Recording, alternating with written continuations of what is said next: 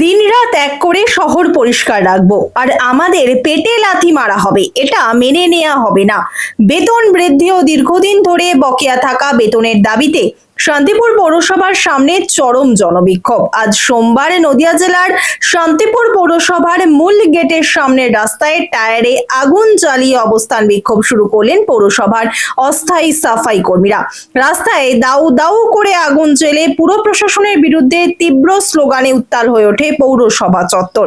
বিক্ষোভের জেরে পৌরসভার সামনের রাস্তায় যান চলাচল যেমন ব্যাহত হয়, তেমনি শহরের পরিচ্ছন্নতা পরিষেবা পুরোপুরি অচল হয়ে পড়ার আশঙ্কা দেখা দিয়েছে।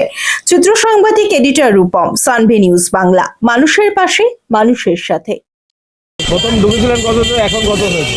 6 সালে ঢুকেছিলাম, এখন 26 সাল, 19 বছর ধরে এই পৌরসভায় কাজ কত করি। টাকা দিয়ে মাইনে পেয়ে আমরা ডিপার্টমেন্টে ছিলাম 54 জন। কত টাকা পেতেন প্রথম ঢোকার? প্রথম বিনা পয়সায় কাজ করেছি। যখন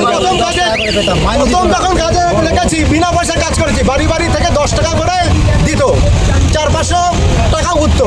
তারপরে বন্ধ করে দিয়ে স্লিপ দিত, স্লিপ দেওয়ার পরে টাকা তুলতাম। তারপরে পৌরসভা থেকে রাস্তার কাজ 900 টাকা দিল, রাস্তার কাজে নামালো। রাস্তার কাজ বাল্ডিং কাজ দুটোই করতাম। আজ পর্যন্ত এইভাবেই করছি। এখন উল্টো ওরা চাপ দিচ্ছে, যারা সুপারভাইজার রেখেছে, যত সুপারভাইজার রেখেছে ওরা আমাদের চাপ দেয়। কারণ রাস্তা ভালো না, গাড়ি নিয়ে যেতে পারবে না, তোমার হেডে নিয়ে আসতে হবে, নাহলে কিন্তু অনিমেষ স্যারের কাছে জানাবো তোমরা কাজ করো না।